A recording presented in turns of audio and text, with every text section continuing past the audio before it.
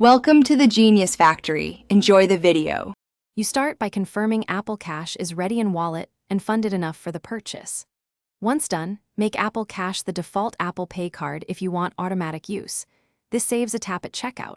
Make sure Face ID, Touch ID, or your passcode is set for purchases because authentication finishes the payment. Also verify your iPhone or Apple Watch is updated and has NFC enabled, since contactless terminals rely on it to communicate with Apple Cash.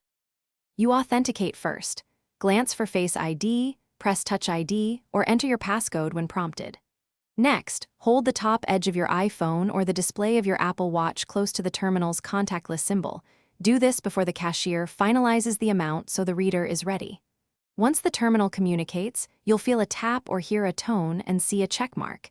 This confirms Apple Cash processed the transaction.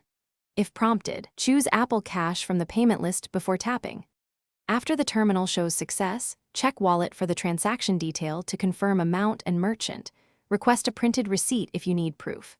If you want to move funds, transfer Apple Cash to your bank via the Wallet transfer option, otherwise keep the balance for future payments. If a payment is declined, first verify your Apple Cash balance and network, then restart your device, confirm Apple Pay settings, and update iOS. If problems persist, contact Apple support or the merchant for terminal. Thanks for watching. If you found this helpful, don't forget to like and subscribe.